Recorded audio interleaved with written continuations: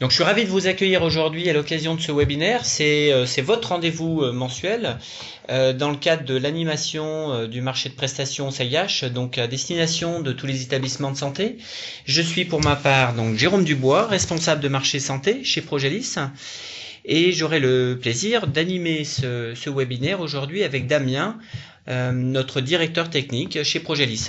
Bonjour à tous. Nous allons essayer d'aborder trois sujets très importants dans le cadre d'un projet collaboratif Office 365. Le premier étant la gestion des identités, donc avec Azure AD Connect, on verra en quoi ça consiste, et on essaiera de répondre à la question comment gérer ces identités dans le contexte de mon établissement ou dans un contexte multi-établissement de GHT. Deuxième point très important, on l'a évoqué la dernière fois, les données Office 365 ne sont pas sauvegardées. On verra quelles sont en tout cas les fonctionnalités et les services offerts par Microsoft et Office 365. Et on verra de quelle manière pouvoir traiter cette sauvegarde des données. Et le troisième point, c'est toute la gouvernance autour des usages collaboratifs et la gouvernance en termes de sécurité dans Office 365. Voilà. Et c'est pas parce que vous allez dans Office 365 que vous n'avez plus rien à faire. Voilà en termes d'agenda. On se prévoit de terminer à 15h comme d'habitude et on essaiera d'être ponctuel et terminer à 15h. Alors, tout d'abord, on rappelle, on souhaitait revenir sur la partie certification HDS qui est un des points critiques dès lors que l'on traite de la donnée de santé. Et en l'occurrence, Microsoft a obtenu la certification HDS depuis l'année dernière. Est-ce que Damien, tu peux nous expliquer en quoi ça consiste et quel est le périmètre de cette certification ? Tout à fait. Donc Microsoft est effectivement depuis quelque temps maintenant est certifié hébergeur de données de santé, ce qui lui permet d'héberger des données à caractère médical et personnel. Donc c'est une certification qui est valable pour 3 ans. C'est un certificat qui a été délivré par le BSI, qui est un organisme de certification, et qui a délivré ce certificat conformément au respect des règles qui ont été publiées en juin 2018. Donc cette certification s'applique à tous les services cloud Microsoft qui sont présents sur les data centers français, et uniquement français pour l'instant. Cette certification données de santé va s'étendre normalement sur l'année 2019 sur les data centers européens. Donc pour l'instant, ça concerne les services cloud Office 365 et Azure, et tout prochainement Dynamics 365 qui doit arriver en France, donc qui sera automatiquement du coup certifié HDS. Ok. Par contre, si je suis établissement de santé, j'ai déjà ouvert un tenant avant cette certification. Comment ça se passe ? Est-ce que mes données sont quand même est-ce qu'on peut dire qu'elles sont hébergées certifiées HDS ? Si elles sont hébergées sur les data centers français, oui. D'accord. Si elles sont hébergées sur les data centers européens, normalement, vous avez dû faire l'action il y a maintenant bien 6 mois de rapatrier vos informations sur les data centers français. Ok, donc il y a une démarche du côté de l'administrateur, je dirais, du tenant. Il y avait une démarche. Il y avait, ok. D'indiquer à Microsoft comme quoi il souhaitait rapatrier son tenant sur Office les 365 sur les data centers français. Ok. Et après Microsoft se donner une durée de maximum 2 ans pour migrer les données, les tenantes des clients sur les data centers français, sachant qu'ils priorisaient les tenantes des clients qui avaient des contraintes légales. Donc en fait, par exemple, tous les centres hospitaliers qui avaient des tenantes en Europe et qui ont fait la demande de rapatriement en France ont été prioritaires par rapport aux autres, puisque là, il y avait une vraie contrainte légale par rapport à une entreprise de type privé qui n'avait pas de contrainte, qui souhaitait juste mettre ses données en France. Voilà. D'accord. Et donc, quel est le délai annoncé par Microsoft pour rapatrier ce tenant en... Il n'y a pas de délai en fait. C'est maximum 2 ans. Maximum 2 ans. Il y a des lots de migration qui sont faits tous les 2 mois. Et voilà, les clients prioritaires passent en premier. Voilà. Sauf que il faut savoir, c'est que si vous n'avez pas fait la demande au jour d'aujourd'hui, c'est trop tard. D'accord, ok. Voilà. Donc après, c'est trop tard, C'est trop tard pour que Microsoft le fasse. le fasse directement. Directement. Ça veut dire que maintenant, si vous êtes encore hébergé en Europe et que vous souhaitez migrer sur les data centers français pour la partie Office 365, ça, c'est ce qu'on appelle une migration de tenante à tenante. Donc c'est une migration technique réalisée par quelqu'un d'autre que Microsoft, par un prestataire. Donc au client de le prendre en charge lui-même ou de solliciter son partenaire privilégié pour le faire. Sachant qu'on peut aller voir dans la console Office 365 pour voir où sont localisés ces différents services, et ça va nous indiquer si c'est en Europe ou si c'est en France. D'accord, ok, parfait. Merci pour le rappel de ce contexte. Donc grâce à cette certification, c'est tout un champ des possibles, je dirais, qui s'offre aux établissements de santé pour profiter de tous les services collaboratifs autour d'Office 365, mais aussi des services d'hébergement et tous les services proposés par Azure. Ce que l'on souhaite traiter aujourd'hui, c'est comment, je dirais, profiter de cette certification reposant sur Azure pour accompagner les établissements de santé autour de leurs projets collaboratifs. La première thématique que l'on souhaiterait aborder avec vous, c'est en fait la gestion des identités, donc utilisateurs, non pas identité patient. Donc comment gérer ces identités-là dans le cadre de mon projet Office 365. Alors les besoins, ils sont de différents ordres. Tout d'abord, c'est la collaboration interétablissement. Alors bien évidemment, dans un contexte de GHT, ça prend tout son sens. Pour toutes les personnes, que ce soit personnel administratif ou personnel soignant ou principalement médecin, c'est de pouvoir accéder à ces applications sur l'ensemble des sites en mobilité. Donc ça peut être sur un autre établissement, l'établissement support, un autre site pour les cabinets médecine de ville ou à son domicile, et également pour fédérer, gérer les identités pour les applications Office 365 et pouvoir profiter d'une authentification, je dirais, unique. Donc c'est un besoin donc de collaboration. Rationalisation des ressources pour pouvoir s'appuyer sur un système d'annuaire, on le verra juste après, et pour faciliter l'administration. Et le dernier point également, c'est comment sécuriser les échanges de données de santé en garantissant, je dirais, cette sécurité d'accès aux applications, mais tout en ouvrant ces données, son système d'information en interne avec d'autres établissements ou des partenaires. Voilà les besoins identifiés au niveau de la gestion des identités. Alors Damien, est-ce que tu peux nous expliquer concrètement comment ça se passe dans le cadre d'un projet Office 365? Exactement. Donc en fait, dans le cadre d'un projet Office 365, les premières des choses à faire, et si on veut utiliser Office 365, c'est de synchroniser ses identités utilisateurs dans le compte Office 365 qu'on appelle un tenant. Et derrière ce tenant se cache un Microsoft Azure Active Directory qui est le pendant cloud de l'Active Directory que vous connaissez, que vous avez chez vous. Donc pour synchroniser tout ça, Microsoft met à disposition un petit outil qui s'installe sur du Windows Server qui s'appelle Azure Active Directory Connect et qui va vous permettre de synchroniser les identités de vos utilisateurs dans Microsoft Azure Active Directory. Donc on va le voir au fur et à mesure, on a plusieurs possibilités diverses et variées de choix en fait de ce qu'on veut faire et de jusqu'où on veut aller avec Azure AD Connect. Donc la base minimum étant de faire cette synchronisation des identités pour pouvoir affecter des licences Office 365, de donner accès aux services et ainsi de suite. Donc c'est Azure AD Connect qui le fait. L'étape d'après étant de dire moi je veux aller faciliter un petit peu la vie de mes utilisateurs et en plus de synchroniser juste l'identité, je voudrais que ils puissent à minima quand même utiliser le même mot de passe que ce qu'ils ont pour ouvrir leur session du matin pour se connecter au service Office 365. Donc c'est à ce moment-là que on rajoute la possibilité de synchroniser le mot de passe.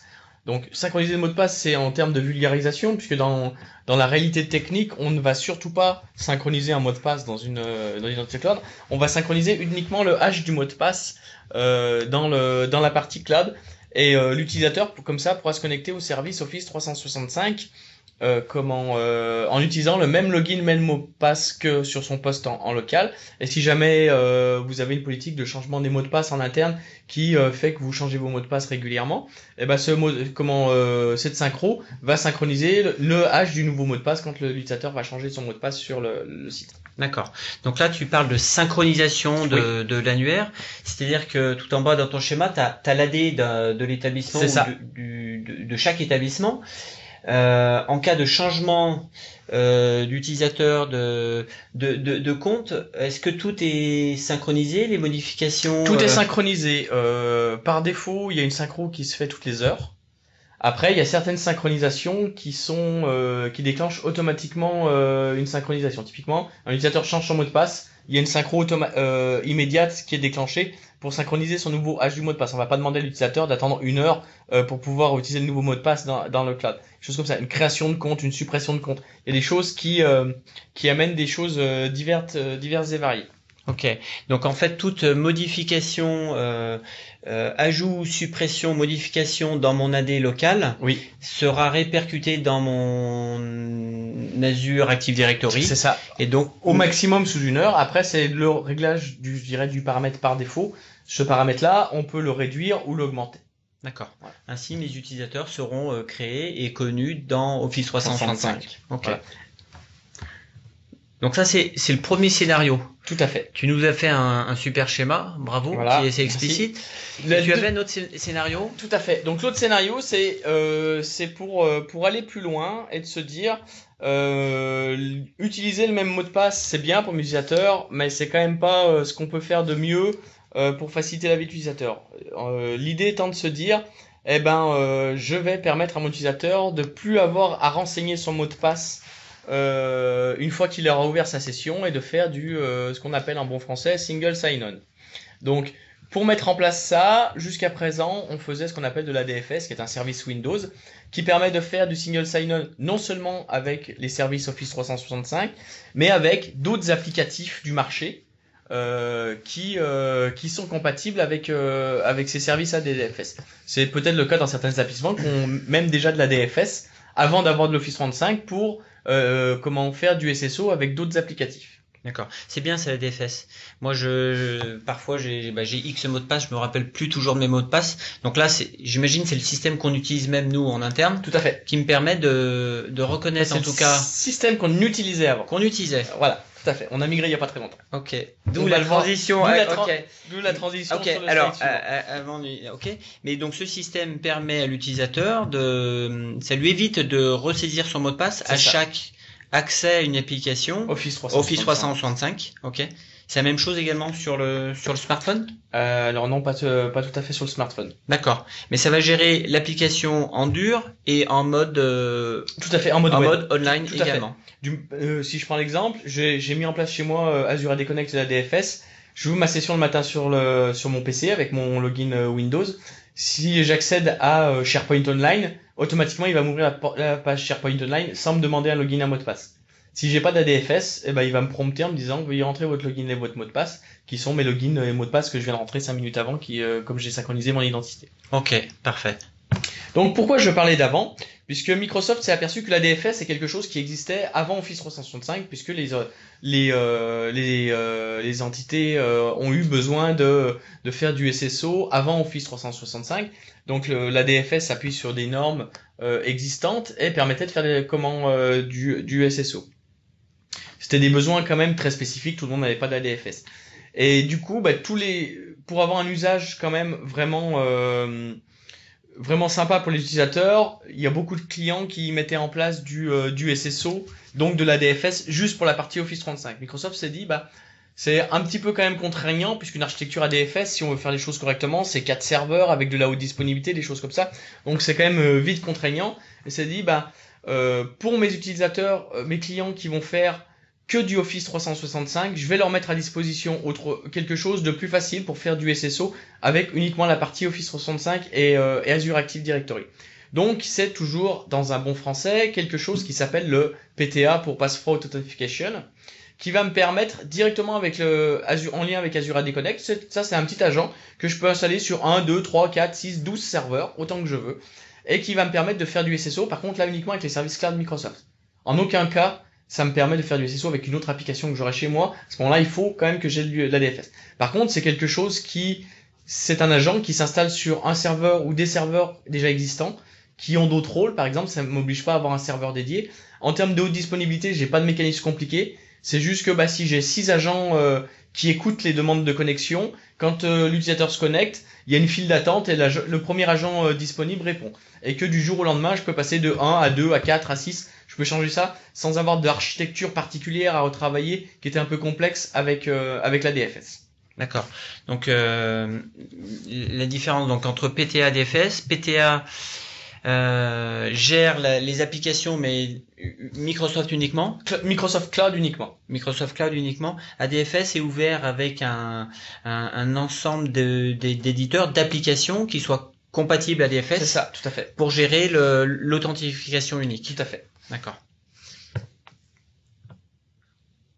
Et donc, le schéma final étant, c'est que Microsoft, aujourd'hui, dans le cadre d'un GHT, n'impose pas d'avoir la même méthode d'authentification pour toutes les entités. Je peux très bien avoir dans le cadre de mon GHT un établissement qui dit moi j'avais déjà de la DFS, je souhaite continuer mon ADFS parce que de toute façon je suis obligé de le maintenir pour une autre application.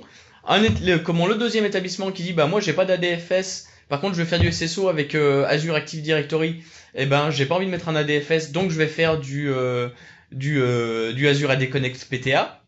Et puis un troisième établissement qui peut très bien dire moi je fais même pas de SSO et je fais juste de la synchronisation d'identité. Donc je peux mixer ça à tout moment et je suis pas bridé, c'est-à-dire que si j'ai fait le choix de la DFS, je peux migrer facilement vers du Azure AD Connect PTA. Si je suis en Azure AD Connect PTA et que j'ai du coup une application maintenant qui arrive qui nécessite ADFS, je peux mutualiser ça facilement sur de la DFS. D'accord, ok, très bien. Par rapport à cette configuration multi-établissement, on pourrait très bien avoir donc dans un GHT plusieurs établissements donc membres du GHT avec des AD différents. S'ils sont pas au même niveau fonctionnel au niveau de l'AD, est-ce que ça pose problème? Est-ce que c'est pas grave? Ok, donc ça permet de avoir un Active Directory par exemple au niveau fonctionnel 2000 parce que là c'est un peu compliqué, c'est un petit peu ancien. On est d'accord. Voilà. Mais dès qu'on reste dans quelque chose de relativement récent, il n'y a pas de souci. Pour avoir plusieurs niveaux fonctionnels d'Active Directory ou forêt Active Directory différents. La seule contrainte étant, c'est que je ne peux avoir qu'un seul Azure AD Connect partenant Office 365. Donc c'est-à-dire que par exemple si j'ai un GHT qui a un compte Office 365 global pour tout le GHT, il faut un seul Azure AD Connect et cet Azure AD Connect va se connecter à tous les AD des différents CH. D'accord, ok. Donc c'est je dirais assez simple entre guillemets à mettre en œuvre. C'est moins structurant que de gérer un projet de fusion d'annuaire Active Directory. Tout à fait. Ça dépend, je dirais, un petit peu du schéma directeur, du système d'information. Entre guillemets, ça n'impose aucun changement sur les structures des Active Directory existants. D'accord. On va répondre à vos questions, donc à deux questions. La première que je vais prendre, non pas dans l'ordre, mais par rapport à cette problématique justement AD, est-ce multidomaine? Tout à fait, comme je viens d'expliquer, on peut avoir qu'un seul Azure AD Connect. Par contre, Office 365, donc c'est multi-domaine, multi-forêt. La seule contrainte étant, c'est qu'effectivement, le serveur sur lequel est installé le logiciel Azure AD Connect doit pouvoir joindre par le réseau les différents Active Directory. Ok. En gros, venez comme vous êtes. C'est ça. Bon, super. Ok. La deuxième question qu'on va prendre de la part du CH Louis Constant Fleming. Bonjour Monsieur Noël, très certainement. Je te lis la question. Tu vas aimer. Moi, nous avons des postes multi-utilisateurs. Nous avons des postes multi-utilisateurs avec des users génériques et des postes avec des users nominatifs. Comment se comporte le SSO par rapport à notre fonctionnement? User nominatif, ouverture automatique des applications. User générique, demande d'authentification.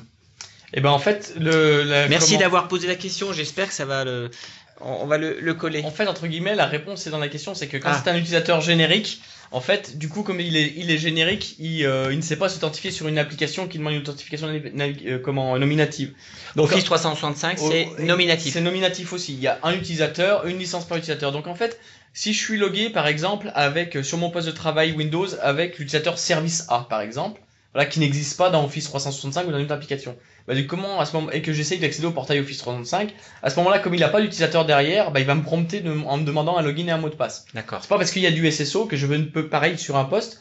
Voilà, admettons par exemple, je prends l'exemple, je suis coincé, mon PC est en panne, j'ai besoin de regarder quelque chose 5 minutes sur ma boîte mail en webmail, je prends ton PC, Jérôme, et je peux me connecter sur ma boîte mail en webmail, même depuis ton PC, en faisant en sorte que le SSO ne prenne pas la main. Ok. Donc les licences Office 365, c'est les licences et les boîtes, on va dire également, ce sont des boîtes aux lettres et des licences nominatives Tout à fait. à l'utilisateur. À l'utilisateur. Ok. Est-ce que cela répond à votre question? On va pouvoir... Parfait. Excellent. Parfait. Merci à vous. La deuxième thématique, toujours autour d'Office 365, c'est autour de la sauvegarde des données Office 365. Comment assurer cette sauvegarde des données? Alors pourquoi? Un petit rappel quand même très important qui a été soulevé notamment la dernière fois, qui n'est pas forcément connu de la part de tous. Vous connaissez certainement les usages Office 365, il n'y a pas de souci. Donc c'est Microsoft qui héberge tous ces services, qui assure le maintien en conditions opérationnelles des infrastructures, des applications, qui assure la disponibilité du service. Par contre, la sauvegarde, la responsabilité des sauvegardes reste celle du client, de votre établissement. Vous êtes le propriétaire de vos données. C'est à vous, je dirais, d'assurer la sauvegarde des données. En l'occurrence, Microsoft n'assure pas de backup d'Office 365. Je rajouterai une petite précision. En fait, c'est que Microsoft s'engage par contrat, quand vous allez sur Office 365, à ne pas perdre vos données de sa faute en fait, parce qu'il y a un data center qui brûle, parce qu'il y a des disques qui lâchent, ainsi de suite. D'accord. Voilà. Donc Microsoft s'engage par contre en disant, nous quoi qu'il en soit, vos données elles seront toujours là, on les perdra pas. Par contre, Microsoft ne protège pas de l'erreur humaine, d'une action nocive interne ou de choses comme ça. Ok, c'est bien de le préciser. Ils assurent la disponibilité et la garantie de l'intégrité des données, la disponibilité au travers de plusieurs data centers, la redondance, la réplication. Réplication, ok. Donc l'objectif, en quelque sorte, le besoin que vous pourriez avoir, c'est de protéger vos données contre les suppressions accidentelles. L'utilisateur qui a supprimé un mail, alors par erreur ou pas, et qui ne le retrouve plus au bout d'un certain temps, on va voir. Protégez vos données contre les menaces, en l'occurrence des fichiers infectés. Voilà, par exemple un CryptoLocker qui aurait chiffré tous les fichiers du OneDrive, OneDrive faisant de la réplication, il réplique les fichiers chiffrés. Voilà. Augmenter la durée de rétention fournie par défaut, et on va y venir juste après parce que je pense qu'on aurait pu avoir cette question. Et surtout, comment restaurer rapidement vos données, et on verra au niveau de la granularité pour restaurer vos objets individuels et fichiers Office 365.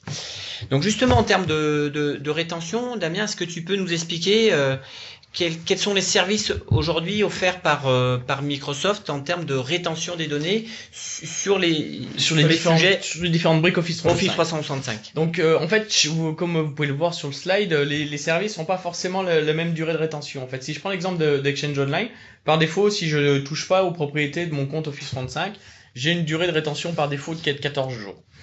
Qu'est-ce que c'est cette durée de rétention de 14 jours? Elle prend en compte du moment où j'ai fait les actions suivantes. Quand je suis un utilisateur lambda et que je supprime un mail, ce mail va dans ma corbeille. Oui. Quand je vide ma corbeille, ce mail-là va dans la corbeille cachée. D'accord.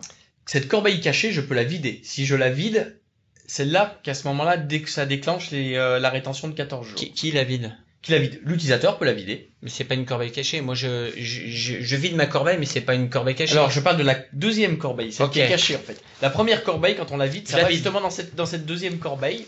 Voilà. Et tant que je ne cette corbeille-là, je peux la vider. Tant que j'ai pas vidé cette corbeille-là, l'utilisateur peut aller dans récupérer mes éléments supprimés et justement ça lui ouvre cette fameuse entre guillemets qu'on appelle corbeille cachée qui va lui permettre de récupérer ses éléments. Mais celle-là aussi, je peux la supprimer et effectivement La vider. La vider. Si j'ai vidé celle-là, au bout de 14 jours, je peux plus rien récupérer. Ok.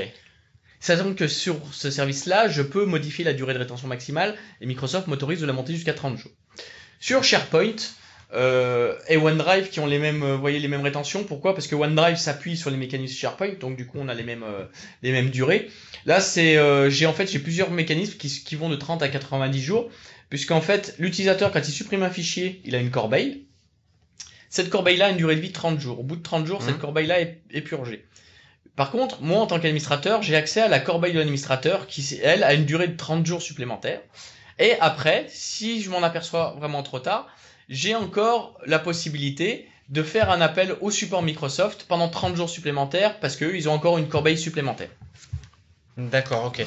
Donc c'est en quelque sorte la super corbeille administrateur. Et donc ce qui permet d'obtenir au bout du compte une rétention de 90 jours pour les données OneDrive, les données fichiers. Donc OneDrive est partagé sur SharePoint. Et pour répondre à la question qui a été posée, tout à fait, ça affecte le quota utilisateur puisque tant que c'est dans la corbeille, c'est dans la boîte mail, donc ça compte dans le quota. D'accord. Sachant qu'aujourd'hui, on parle quand même de quotas de boîte mail qui sont relativement conséquents. Si je prends l'exemple de Exchange Online, sur de la licence E3, on est à 100 Go plus une archive illimitée. Et sur du E1, on est à 50 Go. Donc ça fait quand même déjà des grosses boîtes mail. Et le plan E1, parce que donc les adhérents c'est ce que je viens de dire. E3, on est à 100 Go plus archive illimitée. Et E1, on est à 50 Go. Excuse-moi. F1? F1, là on est sur de la plus petite licence, effectivement on est à 2 Go. Okay. Donc là effectivement ça peut, mais sachant que c'est quand même destiné à des utilisateurs qui ont une moindre activité mail, donc 2 Go est suffisant. D'accord, ok. Mais tout ce qui est dans la corbeille fait partie de la boîte aux lettres. La boîte aux lettres, donc fait partie du quota. Ok.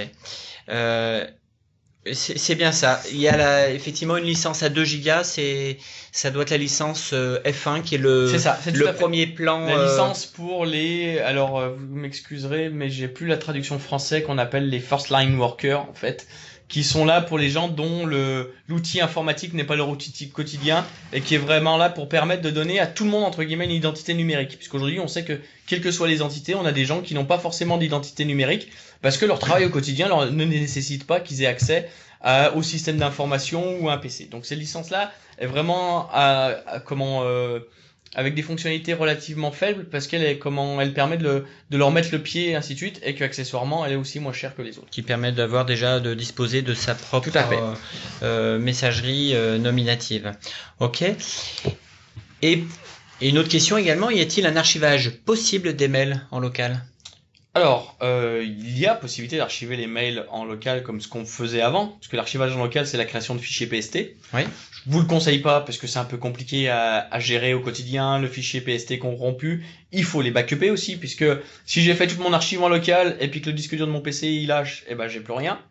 Ou alors en passant par des solutions tierces que certains d'entre vous ont peut-être déjà, qui sont les mêmes que quand on utilise un Exchange sur site.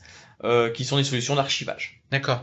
Par contre, tu disais juste en préambule, c'est peut-être uniquement sur certains types de licences, il y a la possibilité d'activer l'archivage. Alors sur du E1 et du E3, il y a de l'archivage qu'on peut mettre en place automatique. La seule distinction, c'est que quand on est en E1, on a 50 Go de quota, boîte mail et archive inclus. D'accord. Les deux. Okay. Quand je suis en E3, j'ai 100 Go sur ma boîte vivante, boîte classique, plus une archive illimitée. Cette archive, c'est une archive entre guillemets au niveau serveur et que je peux moi ou laisser la main libre en tant qu'administrateur, ou je laisse l'utilisateur faire sa vie et archiver comme il veut, ou définir des règles au niveau de toute l'entité et dire par exemple, moi chez moi, tous les mails qui ont plus de 2 ans, automatiquement ils passent dans la boîte d'archives. Donc l'utilisateur il a rien à faire et automatiquement c'est archivé. Ou alors sur des types de mails, des en-têtes, j'ai plein de règles possibles à mettre. Et pour que ça fasse l'archivage automatique. Là, on parle quand même des volumétries de 50, 100 gigas, c'est quand même costaud. La plupart, je dirais, moi, des établissements de santé que je rencontre, les utilisateurs, c'est en dessous de 10 gigas hein, quand même de boîte aux lettres. Donc là, ce qui offre quand même une capacité déjà de stockage très importante. Mais voilà, c'est possible d'avoir cet archivage dans Office 365 avec le bon niveau de licence ou alors en local, mais plutôt déconseillé. Par exemple, moi si je prends l'exemple de ma boîte mail, tous les mails qui ont plus d'1 an, automatiquement ils passent dans la boîte d'archives. D'accord, ok.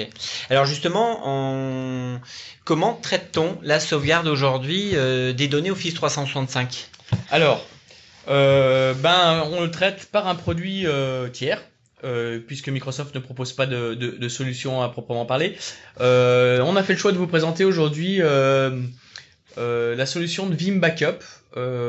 Pourquoi? Parce que le produit est plutôt performant, que Veeam est un produit très très répandu et que ça permet d'avoir la même interface si vous êtes déjà équipé de Veeam pour avoir du backup Office 365.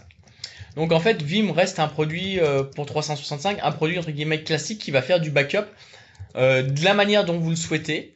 C'est vous qui définissez les jobs de backup, ce que vous backupez, les rétentions, à quelle fréquence, enfin comme sur du backup classique, avec la possibilité de choisir sur quel site vous sauvegardez, donc chez vous, dans un fournisseur de cloud. Aujourd'hui, pour être franc, la plupart de nos clients qui font du backup Office 365 choisissent d'héberger le backup 365 dans Azure. Pourquoi? Pour une question d'économie de bande passante, puisque 365 étant un service cloud, si je le backup chez moi, je suis obligé entre guillemets de rapatrier chez moi toute la volumétrie de 365 pour le backuper chez moi. Alors que si je le backup dans Azure, du coup ça fait du cloud à cloud et ça pénalise pas ma bande passante ni mon stockage, puisqu'il faut savoir qu'aujourd'hui le stockage en pur d'Azure a un rapport de prix qui est très très intéressant par rapport à ce que je pourrais avoir sur du stockage classique chez moi. Et derrière, après, que ça soit chez moi ou dans Azure, je peux, avec l'outil de backup de Veeam, restaurer facilement avec des options qui sont relativement classiques, de dire comment je restaure directement dans l'emplacement d'origine du fichier, je l'envoie par mail, je l'exporte au format PST ou au point zip. Voilà, toutes des fonctionnalités qui sont entre guillemets, je dirais classiques dans le cadre du monde du backup, mais là apporté à Office 365. C'est important ce que tu dis sur la restauration et la granularité, puisque on ne perd pas, je dirais, en termes de service, de fonctionnalité, justement par rapport à la granularité des éléments que tu peux restaurer. Aujourd'hui avec du Office 365 plus du Veeam Backup Office 365, je peux faire exactement le même type de backup que ce que je faisais avec mon Exchange chez moi et mon logiciel de backup chez moi. Restaurer une boîte aux lettres, un mail, un répertoire, de telle date à telle date. Enfin, on est vraiment sur le classique. Après, avec, je dirais, la même chose que sur tous les logiciels de backup, que ce soit dans le cloud ou pas dans le cloud, c'est que plus je veux garder longtemps et plus je veux faire des fenêtres de récupération courtes, plus je consomme de stockage. Mais bon, ça c'est comment à tous les logiciels de backup. Et c'est pas juste lié à Office 365 ou pas. D'accord. De la même manière au niveau de mes fichiers, qu'ils soient dans OneDrive ou dans un SharePoint, je peux restaurer un répertoire, tout le OneDrive ou juste un fichier et le fichier de telle date. D'accord. Ok, parfait. J'aime bien ce schéma, il est très clair. Est-ce que vous avez des questions par rapport à ce schéma? Sinon, on va répondre à Monsieur Pina Pires qui pose une question. J'ai pas osé dire trop de bêtises, mais en termes de délégation, est-ce qu'il y a un niveau de plan F1, E1 ou E3 par rapport à la délégation de boîtes aux lettres? Et l'accès à des boîtes aux lettres partagées, ce qu'on appelle des boîtes aux lettres de ressources. En fait, non, il n'y a pas ou boîtes aux lettres de service, ce qu'on appelle aussi communément des boîtes aux lettres de service. Il n'y a pas de contrainte. En fait, du moment où l'utilisateur a une licence entre guillemets payante de Office 365, il peut accéder à n'importe quelle boîte aux lettres de ressources ou de services. Donc la boîte aux lettres comprise Exchange dans le plan F1 qui donne 2 gigas de volumétrie, oui. Elle permet d'accéder à toutes les fonctionnalités également collaboratives d'une messagerie, en l'occurrence les contacts, les agendas partagés. Oui, mais avec une petite rétraction, c'est que en F1, on est uniquement en mode web. Je ne peux pas utiliser un client Outlook installé sur mon PC pour accéder à cette boîte lettre. Ok, mais quand même la possibilité d'avoir une délégation, oui, tout à fait. assistante, médecin. C'est ça, voilà. D'accord, ok. Parfait, parfait. Est-ce que vous avez d'autres questions au niveau de la thématique du backup Office 365? Sinon, nous allons passer à la suite. On laisse encore 10 petites secondes pour répondre. L'intégration. Alors, sur cette partie-là, il fallait assister à notre dernier webinaire du mois de janvier, 16 janvier il me semble, où nous avons traité de la thématique de migration de la messagerie. Donc, c'est pas grave, il n'y a aucun souci. Donc nous avons co-animé ce webinaire avec l'un de nos partenaires qui est Enovacom sur la partie donc messagerie sécurisée de santé compatible Office 365. Donc c'est une excellente question que l'on a déjà abordée. Donc il existe un composant, la solution compatible Office 365 que nous sommes en train de déployer dans différents établissements qui permet de profiter de toute la base de contact d'utilisateurs. Puisque aujourd'hui Microsoft ne propose pas de solution dans Office 365 MS Santé. Donc en fait il faut effectivement passer par un partenaire type Enovacom qui va vous proposer une solution pour avoir accès à la messagerie sécurisée de santé, comme ce que vous auriez aujourd'hui par exemple déjà sur site chez vous. D'accord. Et donc on vous invite à consulter notre dernier webinaire du mois de janvier que nous mettons à disposition sur notre replay sur la chaîne YouTube Projet Santé. Vous avez le lien à la 3e page de ce webinaire qui sera mis à votre disposition. Voilà. Donc nous allons parler aujourd'hui de la gouvernance des usages d'Office 365. En gros, pour répondre à la question, quel est le niveau d'adoption de mes services Office 365 sur cette thématique? Alors pourquoi mettre en place une telle gouvernance? Le premier point, c'est suivre un peu l'adoption des usages Office 365. C'est une formidable solution, par contre, qui est intéressante si elle est bien utilisée, si elle est bien déployée, si vous vous rendez compte que l'usage, par exemple, d'un Teams ou d'un OneDrive est bien utilisé par vos utilisateurs. Ça permet également d'anticiper de futurs besoins, soit des besoins de déployer, par exemple, du collaboratif SharePoint dans un service plutôt que par rapport à l'utilisation de la messagerie, ou alors déployer davantage de Teams pour faciliter les communications, anticiper également des besoins de formation et justement donc de mieux cibler l'accompagnement au changement. On peut se rendre compte d'un déficit par exemple d'utilisation, de maîtrise d'une solution. Voilà. Cette démarche d'accompagnement au changement est prévue en principe dans le cadre du projet de déploiement en lien avec le déploiement technique, si vous l'avez bien considéré en tant que tel. Et justement, comment on peut disposer de tous ces indicateurs, Damien? Eh bien, en fait, on a la chance en fait que Microsoft mette à disposition dans le portail Office 365 un ensemble d'outils qui va nous permettre de suivre effectivement quels sont les services utilisés et quelle est l'évolution de l'utilisation dans le temps. Puisqu'on parle d'Office 365, Office 365 est un ensemble de services. Tous les utilisateurs n'ont pas forcément la même appétence pour tel ou tel service d'Office 365 qu'on aura ouvert. Donc en fait, on a accès à plusieurs outils fournis gratuitement par Microsoft qui vont nous permettre de savoir qui utilise quel service et si dans le temps l'utilisation du service continue à grimper ou pas. Là en fait c'est une image du centre d'administration Office 365 avec les reports de base qui permet d'afficher l'activité mail, l'activité OneDrive, l'activité Skype, l'activité Office pour voir en fait ce qui se passe sur votre compte Office 365 pour vous permettre de suivre un peu l'évolution diverses et variées. Vous voyez que déjà de base, au niveau des rapports, j'ai pas mal de choses pour voir ce qui se passe un petit peu chez moi. Et puis ça me permet aussi d'analyser en se disant bizarrement mon usage de OneDrive a monté sur les 2 premiers mois et puis depuis ça stagne ou ça a tendance à baisser. Il faudrait peut-être que je regarde pourquoi. Est-ce que les utilisateurs ont mal compris comment utiliser l'outil? Est-ce qu'il y a un blocage technique qui fait que du coup ça les pénalise au quotidien et du coup ils ont arrêté de l'utiliser pour effectivement continuer à avoir la meilleure adoption possible des différents outils. Donc ça c'est une vue quand même très succincte mais qui existe, qui permet de donner vraiment jeter un coup d'œil rapide en se disant tiens, où j'en suis, je veux savoir ce qui se passe.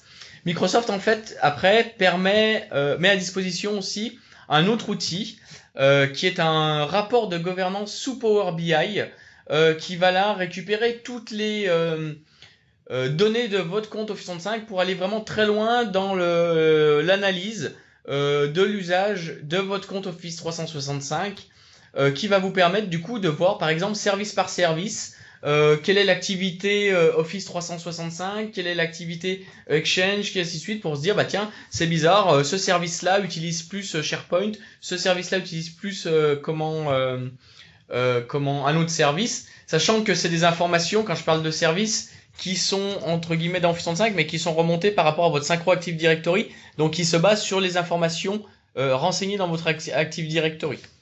Okay. Il va pas deviner de lui-même que l'utilisateur A il appartient à tel service. C'est parce que c'est indiqué dans son champ Active Directory.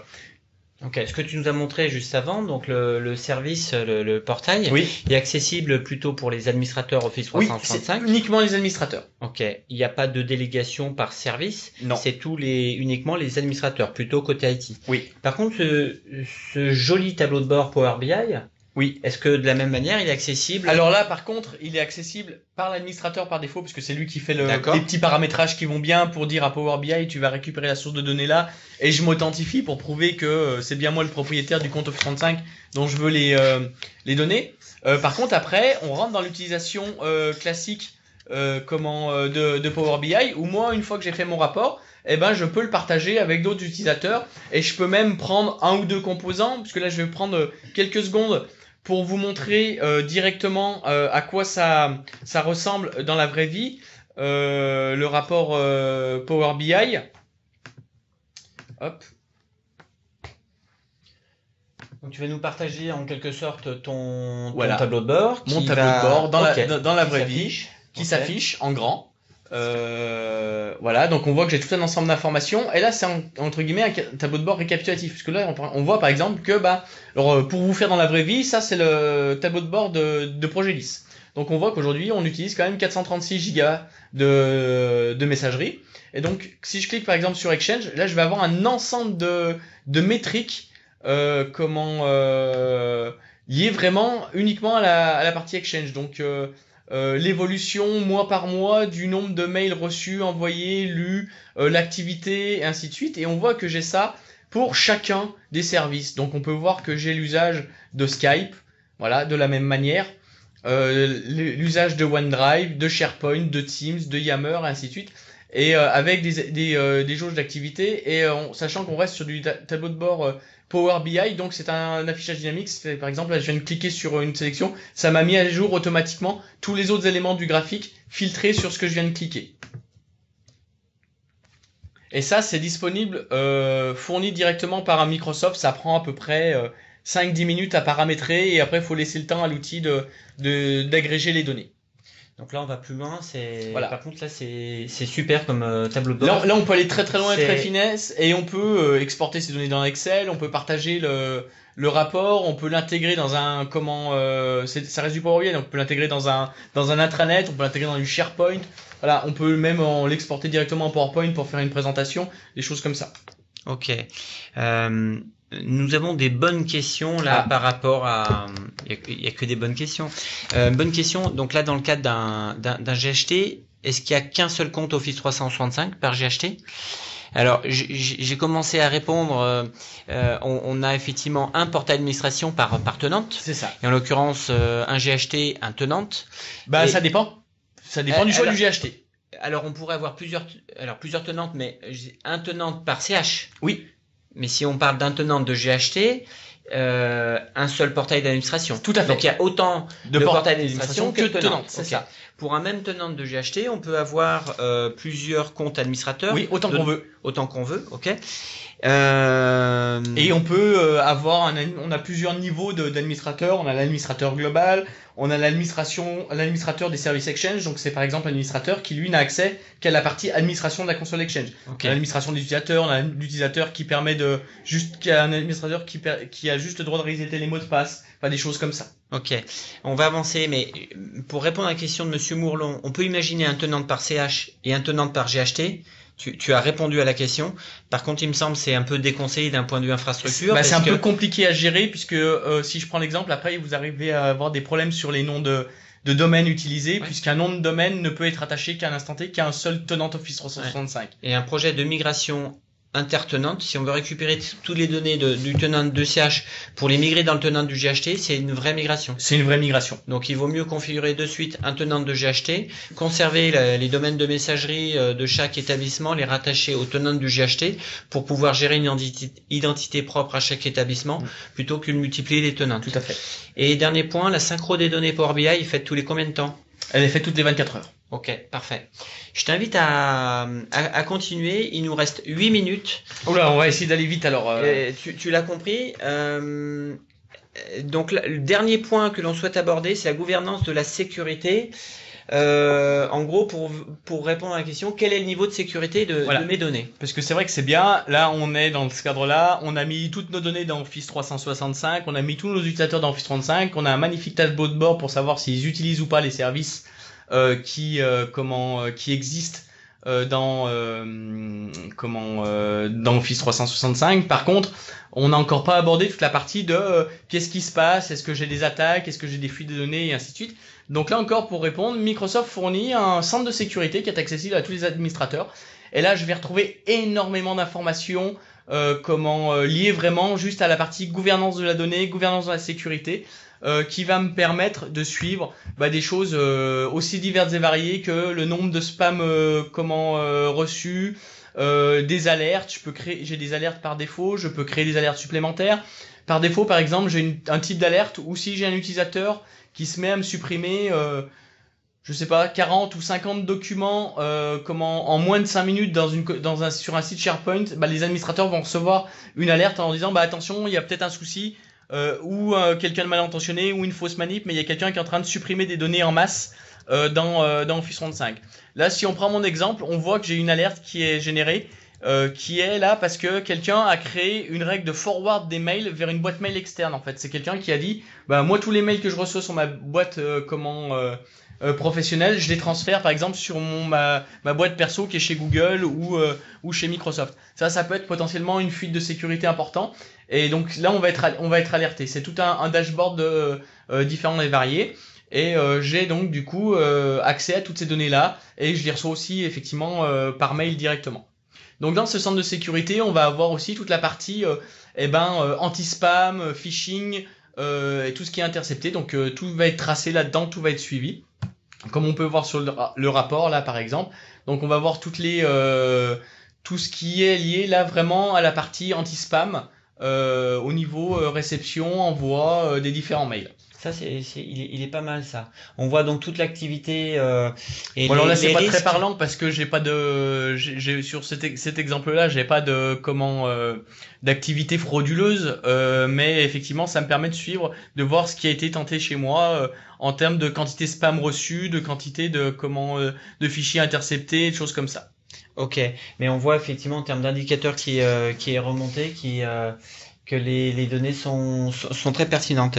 Est-ce que le transfert automatique de mail vers l'extérieur peut être interdit? Si j'ai bien posé... il peut être interdit aux utilisateurs de le faire. Par contre, rien n'empêche un administrateur, ça fait partie des droits de l'administrateur, techniquement il est obligé d'avoir ce droit-là et on peut pas empêcher un administrateur. Donc l'avantage de l'outil que je vous ai montré juste avant, c'est que même si un administrateur le fait, on sera averti quand même. D'accord, ok.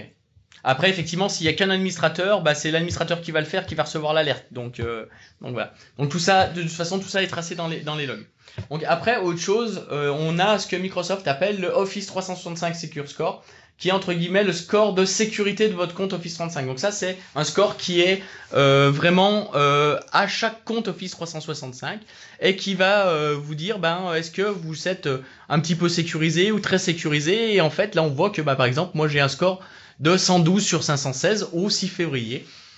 Et du coup derrière, comme c'est pas terrible, excuse-moi Damien. c'est pas terrible, mais c'est sur mon compte de démo, donc c'est pas grave. Ah.